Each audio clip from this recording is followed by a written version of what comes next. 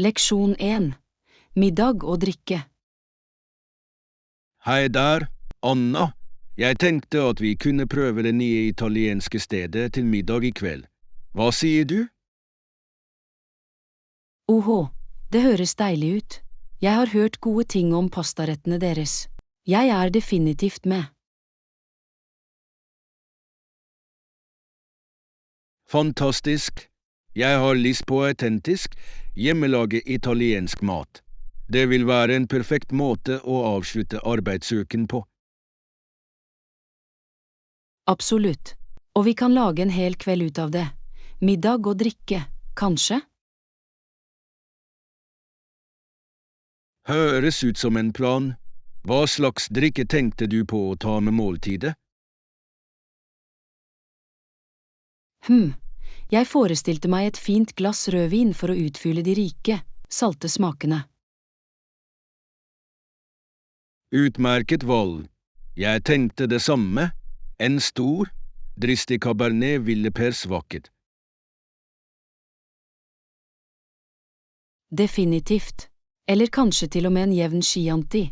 Det kan være veldig fint også. Ja, en Chianti ville vært nydelig. For meg i den autentiske italienske stemningen. Nøyaktig. Og selvfølgelig må vi spare plass til litt tiramisu eller cannoli til dessert. Absolutt. Kan ikke spise en skikkelig italiensk middag uten å unne seg noen klassiske italienske søtsaker. Avtalt. Munnen min vanner bare når jeg tenker på det. Jeg blir spent bare på å planlegge dette måltidet. Meg også. Ok. Skal vi gå videre og gjøre en reservasjon da? Ja, vær så snill. Jo før jo bedre, sier jeg. Jeg gleder meg allerede til det. Fantastisk. Jeg tar meg av det og sender deg detaljene. Dette kommer til å bli en deilig kveld. Jeg kan ikke vente. Dette er akkurat det jeg trenger for å starte helgen riktig. Takk, John. Selvfølgelig. Anna, jeg er glad for å få det til. Vi ses senere. Leksjon 2. Veiing av alternativene. Hei, Anna. Jeg ønsket å få tankene dine om denne potensielle karrieremuligheten jeg vurderer. Ok, la oss høre det. Jeg er glad for å gi alle innspill jeg kan. Vel, stillingen virker som en god passform for mine ferdigheter og erfaring, og lønnen de tilbyr er ganske rimelig. Det virker rimelig. Har du vurdert noen andre potensielle fordeler eller ulemper ved rollen? Det er et godt poeng. Jeg prøver fortsatt å veie alle faktorene. For eksempel, pendlingstiden er litt lengre enn jeg ideelt sett ønsker. Jeg skjønner. Den daglige pendlingen kan definitivt utgjøre en forskjell i generell arbeidsglede. Har du sett på eksterne eller hybride arbeidsalternativer? Det er et flott forslag. Jeg må grave litt mer i det. Selskapet virker åpent for noen fleksible ordninger.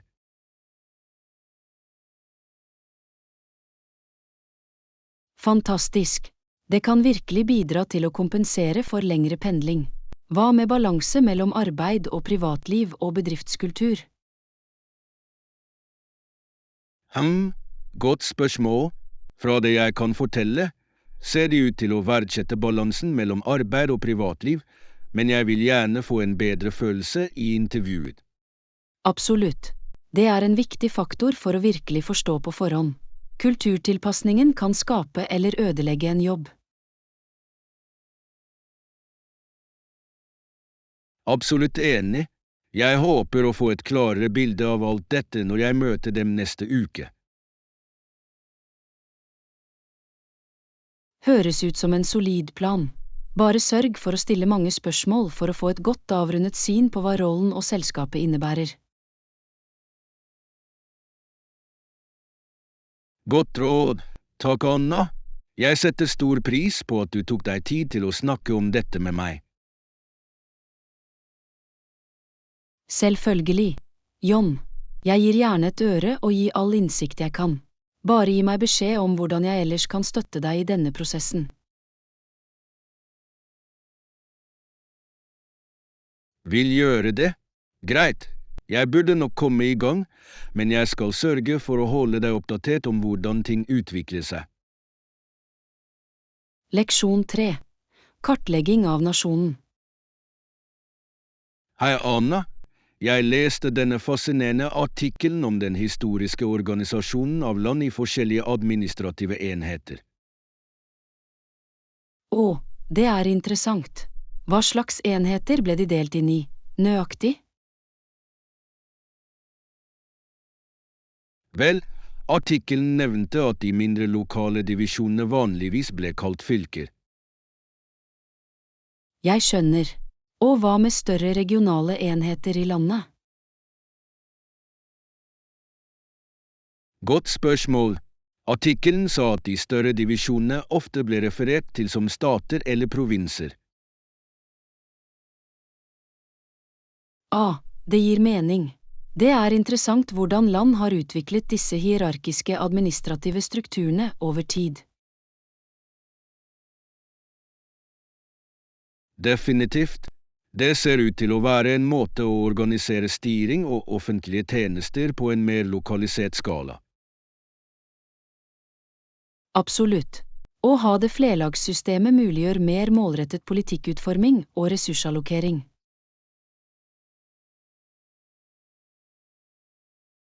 Nøyaktig. Artikkelen snakker om hvordan den utviklet seg historisk, med fylker som de grunnleggende byggestenene. Jeg kan forestille meg at det gir et nyttig rammeverk for ting som skatteinnkreving, rettshåndhevelse og infrastrukturplanlegging. Ja, nøyaktig. Fylkene fungerer som de primære enhetene for mange av disse kjernefunksjonene i regjeringen. Det er virkelig fascinerende. Jeg vil være nysgjerrig på å lære mer om hvordan avgrensningen av stats- og provinsgrenser også ble til. Godt poeng.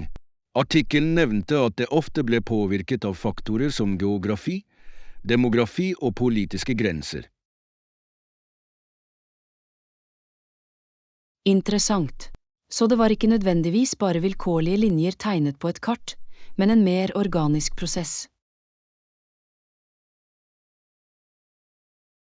Ikke sant. Det høres ut som det gikk mye tanke og hensyn til å kartlegge de større regionale divisjonene. Det gir mening. Det er utrolig hvordan hele land kan struktureres og organiseres på en så metodisk måte.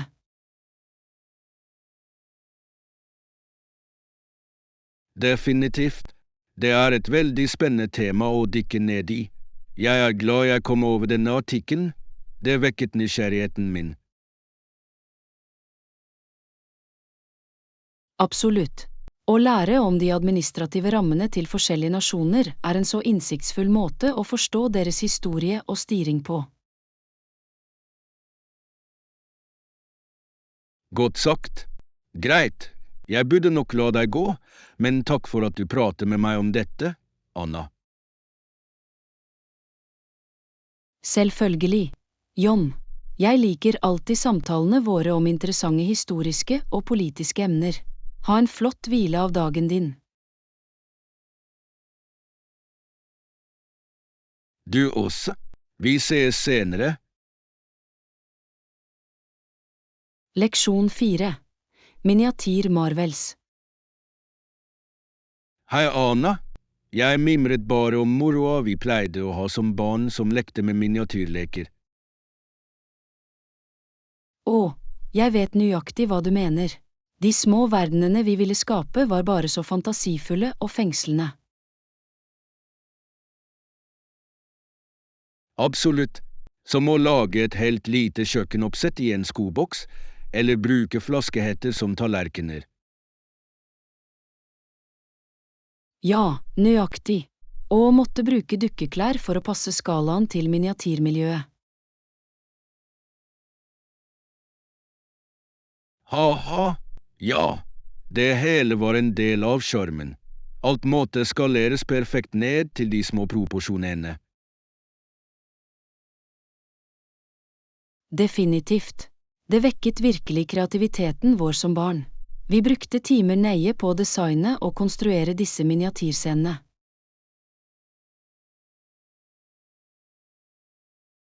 Definitivt. Jeg husker hvor stolte vi ville føle oss når vi hadde fullført et nytt tillegg til vår lille provisoriske verden. Meg også. Og følelsen av undring når vi lekte med det ferdige produktet. Nesten som om vi var giganter som kikk inn. Nøyaktig. Det var en morsom måte å la fantasien løpe løpsk. Det var virkelig spesielle øyeblikk fra barndommen vår. Absolutt. Det var noe så magisk med å kunne lage et helt miniatyrunivers med bare noen få enkle materialer.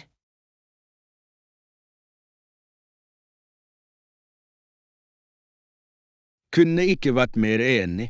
Det er utrolig hvor mye glede og underholdning vi fikk ut av de ydmyke små oppsettene. Definitivt. Det viser bare hvor kraftig fantasien kan være, selv med de mest grunnleggende verktøyene.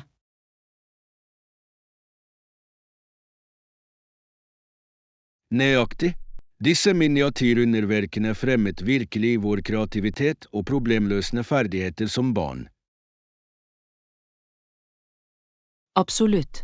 Det er synd at vi vokser ut av den lekne, fantasifulle tankegangen når vi blir eldre.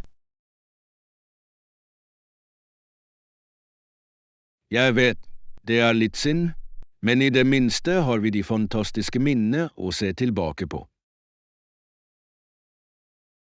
Definitivt. Og hvem vet, kanskje vi finner måter å gjenerobre den magien på våre egne unike måter som voksne. Jeg håper det. I mellomtiden tror jeg at jeg må grave ut noen av mine gamle miniatyrleker bare for gammeldags skyld. Det er en god idé. Jeg kan bare bli med deg i det.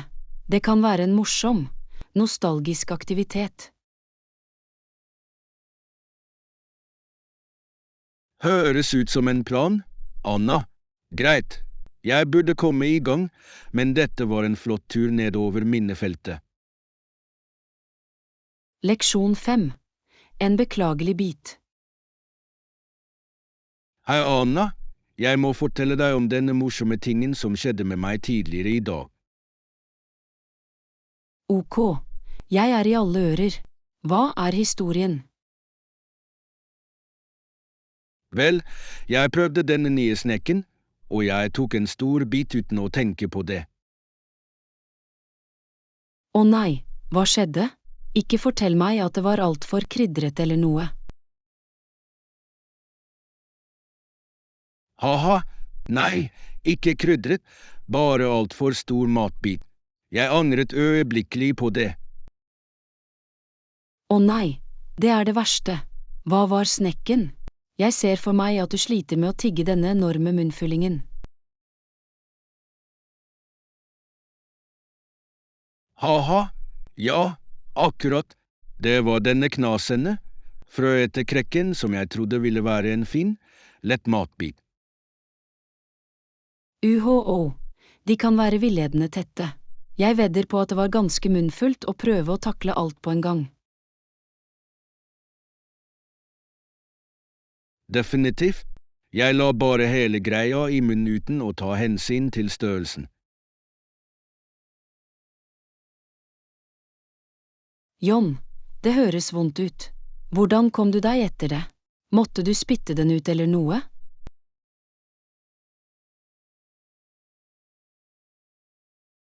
Vel, jeg prøvde å få strøm gjennom det først, men det ble raskt klart at det ikke kom til å fungere.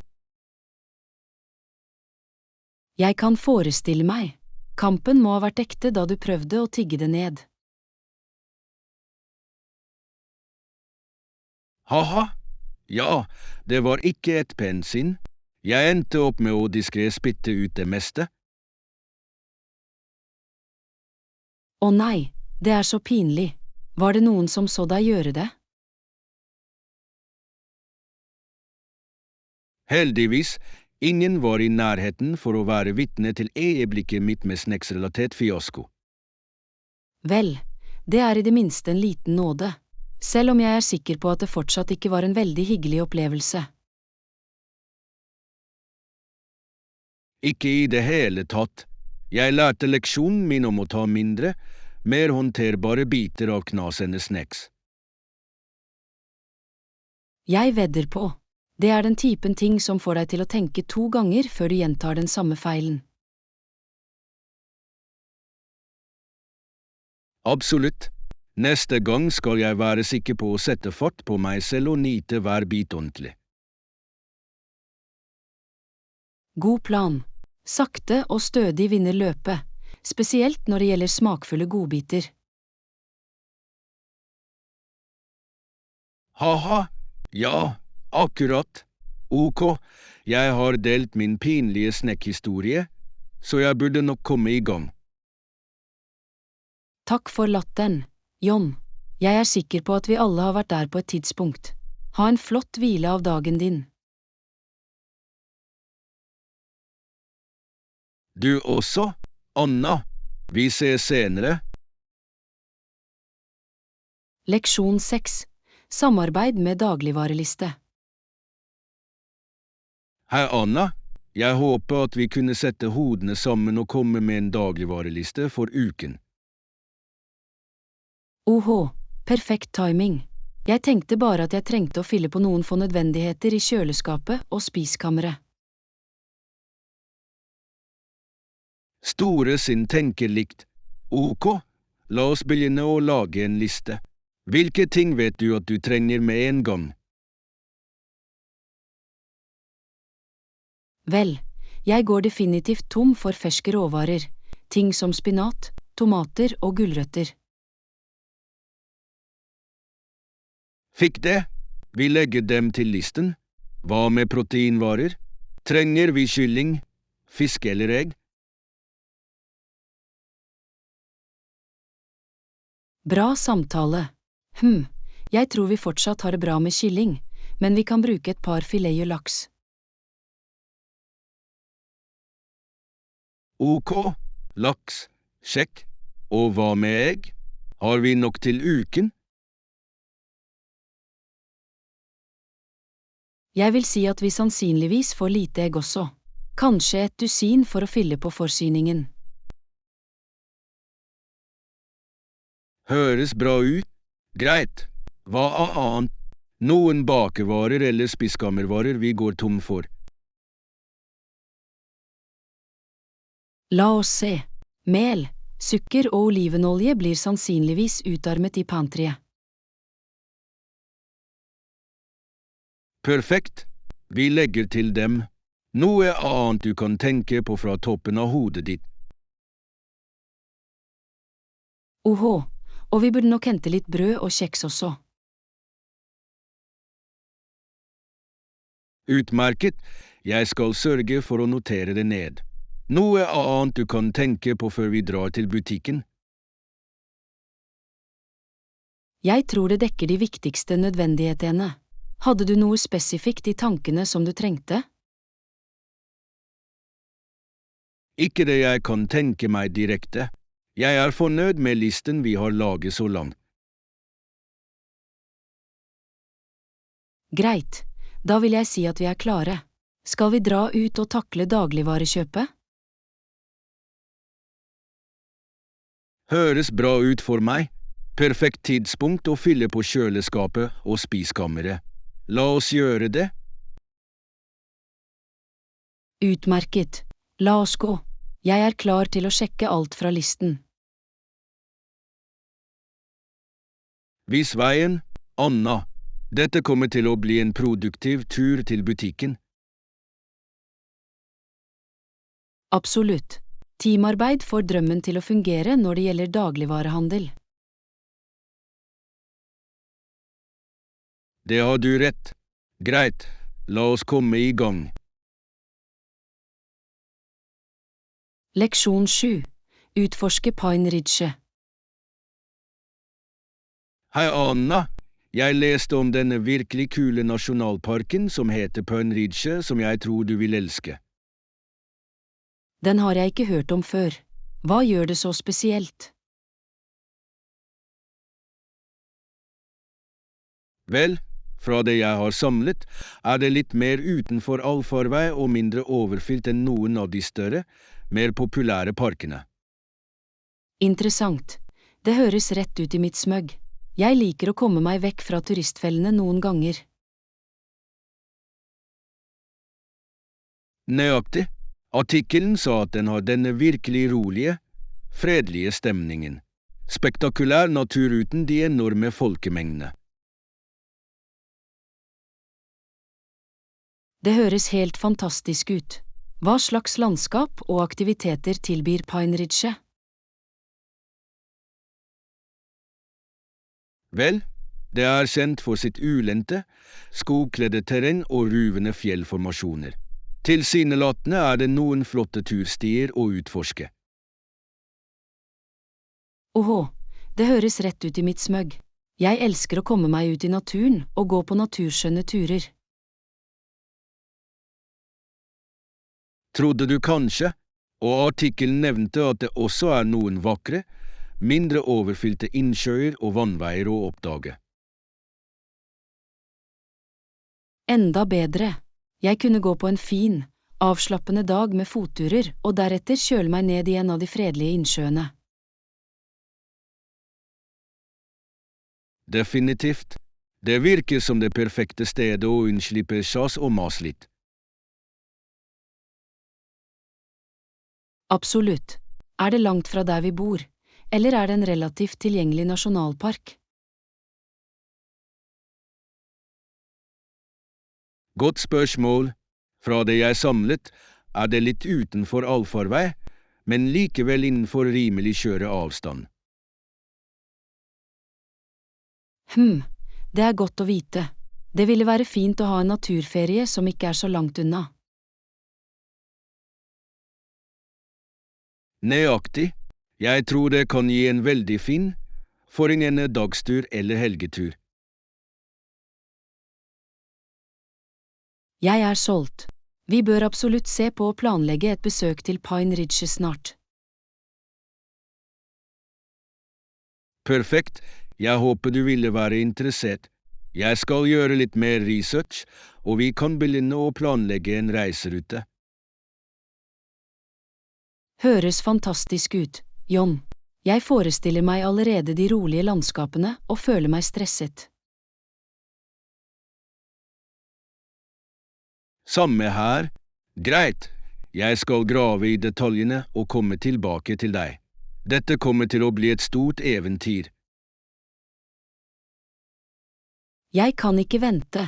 Takk for den gode anbefalingen, John. Kos deg med resten av dagen. Du også, Anna. Chat med deg snart om vår Pine Ridge-tur.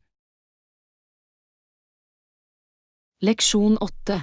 Samarbeid i gymklassen. Hei, Anna.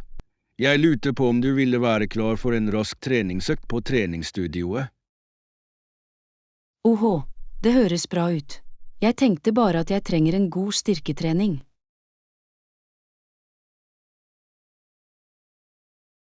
Perfekt. Jeg hadde en følelse av at du kunne være interessert. De har noen hantler og en benk satt opp i hjørnet. Fantastisk. Det vil fungere perfekt. Vi kan gjøre noen grunnleggende styrketreningsøvelser med dem. Akkurat det jeg tenkte. Vil du starte med noen overheadpresser og bicepskrøller? Definitivt. Det noen av mine go-to-trekk. Høres ut som en fin måte å få musklene til å fungere. Avtalt. Og vi kan blande det sammen med noen knebøy og lungs også for å treffe underkroppen. Elsker det. Ok, la oss gjøre dette. Jeg er spent på å få en god svette i gang. Meg også. Ok, la oss gå videre og komme i gang. Dette kommer til å bli en flott trening. Absolutt. Jeg føler meg pumpet og klar til å legge ned arbeidet. Vis veien, John. Du har det. Dette kommer til å bli bra. Jeg kan allerede føle energibyggingen. Samme her. Greit. La oss gjøre dette. På tide å få kondisjonen vår på. Det er ånden. Ok, jeg tar tak i vektene, du tar benken. La oss komme etter det. Høres bra ut. Jeg varmer opp mens du er klar. Dette kommer til å bli gøy. Jeg er enig. Greit, jeg er klar. Når du er det, la oss stikke inn. Perfekt. Ok, her går vi. På tide å få musklene til å fungere. Du har det. Ok, en repetisjon til og ferdig. Hyggelig arbeid, Anna. Takk, du også. Puh, jeg kan allerede føle den. Klar for neste sett? Absolutt. La oss holde momentumet i gang. Dette kommer til å bli en flott trening.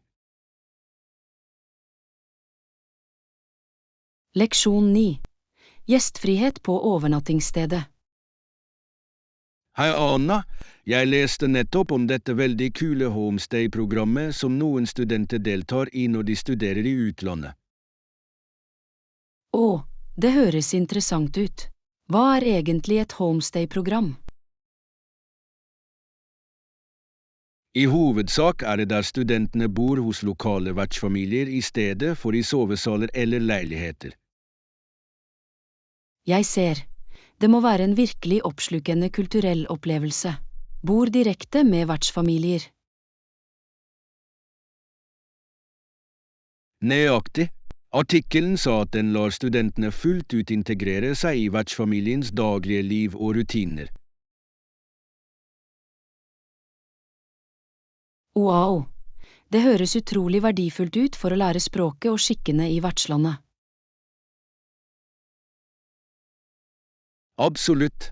Vertsfamiliene har i oppgave å ønske studentene velkommen inn i hjemmene sine og hjelpe dem med å tilpasse seg. Det er så gjennomtenkt. Jeg ser for meg at det gir en mye mer autentisk kulturell utveksling enn et typisk utenlandsstudium. Definitivt. Artikkelen nevnte at vertsfamiliene har studentene som bor i sine faktiske hjem, ikke bare leier ut et rom. Det er så pent. Det må skape et virkelig unikt bånd mellom studentene og deres vertsfamilier.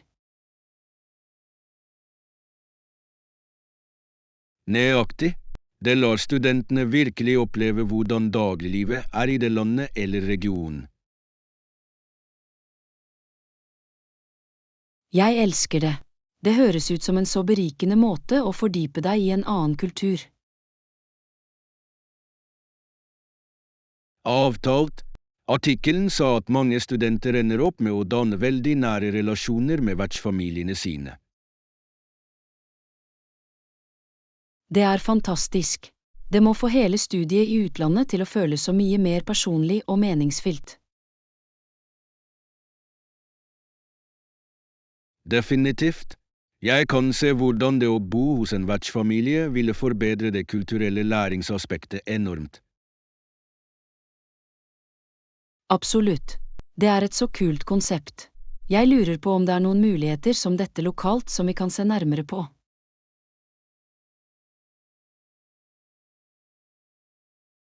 Det er en god idé.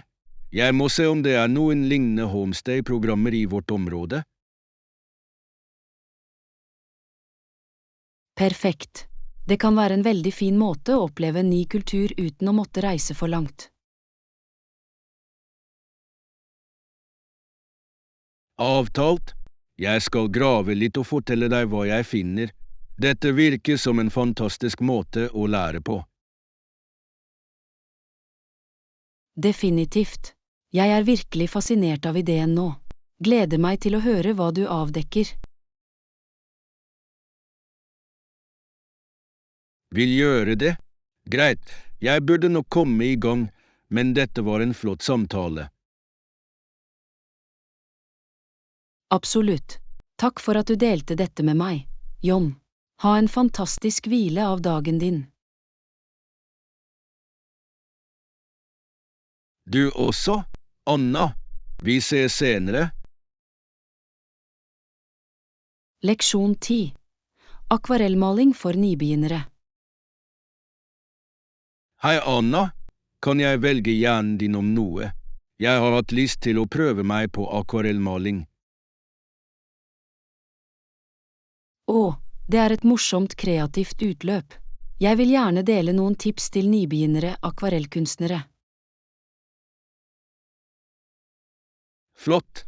Jeg er i alle ører. Jeg har blitt veldig fascinert av mediet, men jeg er ikke sikker på hvor jeg skal begynne. Ok. Vel, det første jeg vil anbefale er å få et godt sett med akvarellmaling av høy kvalitet. Pigmentene gjør en stor forskjell.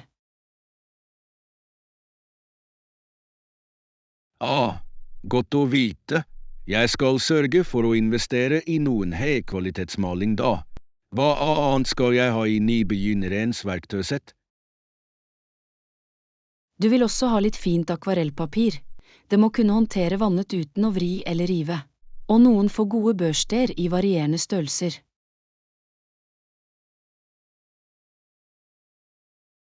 Ok, det gir mening. Jeg må undersøke anbefalte papir og penseltyper for akvarell. Definitivt. Og ikke glem en palett for å blande farger, en vannbeholder og papirhåndklær for blotting. Fikk det? Bra samtale. Jeg ser for meg at det også er litt læringskurve når det gjelder teknikk, ikke sant? Absolutt. Akvarell handler om å forstå hvordan maling og vann samhandler. Begynn med enkle former og gradienter for å få en følelse av det.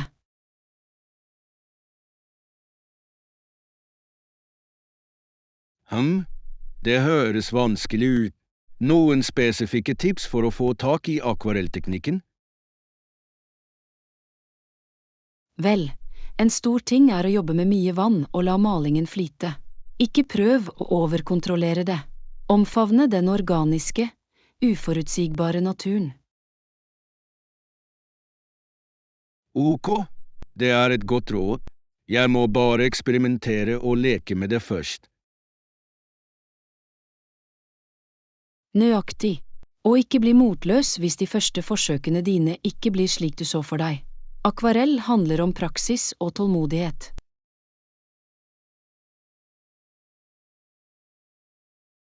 Godt poeng. Jeg skal huske på det.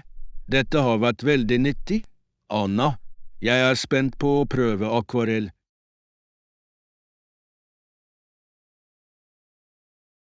Jeg er glad jeg kunne gi noen nyttige tips. Gi meg beskjed om hvordan det går når du kommer i gang. Jeg vil gjerne se akvarellkreasjonene dine.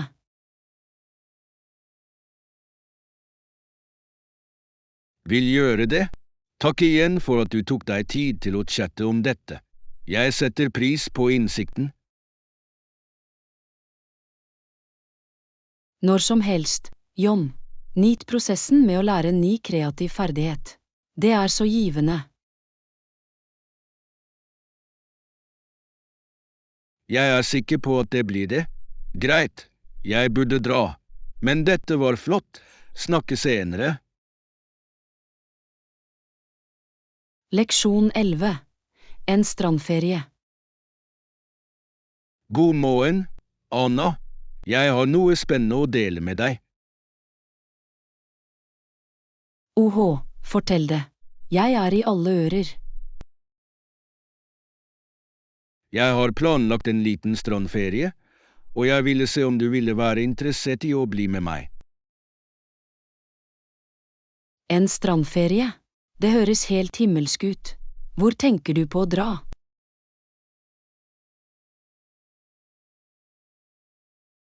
Jeg så inn i en fin kystby, med solfylte strender og alle avslappende fasiliteter.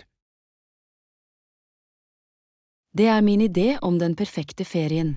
Å slappe av ved stranden høres ut som en drøm som går i oppfyllelse. Jeg er så glad for at du føler det på samme måte. Jeg håper du ville være klar for en liten strandflukt med meg. Absolutt. Når tenkte du å dra? Jeg må rydde timeplanen min.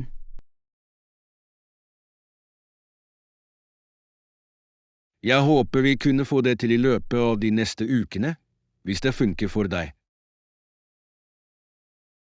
Det ville vært fantastisk. Jeg begynner å se på kalenderen min med en gang. Fantastisk! Jeg ser allerede for meg at vi rusler langs kysten og tar inn den salte sjøluften. Og nipper til forfriskende cocktailer mens du ser på solnedgangen. Jeg er så spent, John. Samme her. Dette kommer til å være den perfekte lille ferien for å lade opp og slappe av. Jeg kunne ikke være mer enig. Jeg gleder meg til å begynne å planlegge alle de morsomme aktivitetene vi skal gjøre. Heller ikke meg. Skal vi komme i gang med bestillings- og reiseruteplanleggingen? Absolutt. La oss stikke rett inn. Dette kommer til å bli en fantastisk tur. Jeg bare vet det. Jeg er sikker på det. Jeg gleder meg veldig til dette strandtilfluktsstedet med deg, Anna. Leksjon 12. Datamaskiner gjort enkelt. Hei, Anna. Jeg ville spørre deg om noe. Har du hatt problemer med datamaskinene på jobben? Datamaskiner? Ikke i det hele tatt. Jeg synes faktisk de er ganske enkle å bruke. Hva slags problemer opplever du?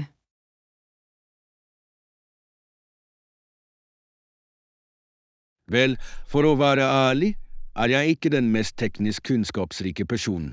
Jeg føler meg alltid litt skremt av alle knappene og funksjonene. Jeg skjønner. Ikke bekymre deg, John.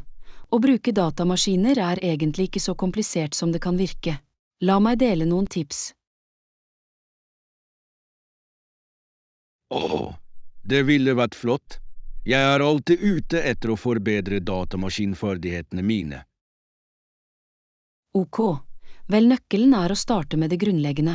Bare fokuser på de viktigste funksjonene du trenger, som å logge inn og navigere i de forskjellige programmene. Logger inn, fikk det. Den delen kan jeg takle. Men hva da? Hva er noen av de andre grunnleggende tingene jeg bør vite? Vel, ting som å sende e-post, få tilgang til filer og bruke vanlig programvare som tekstbehandlere og regneark. Det høres ikke så ille ut. Jeg tror jeg klarer de daglige oppgavene. Absolutt. Og jo mer du trener, jo mer komfortabel og trygg blir du.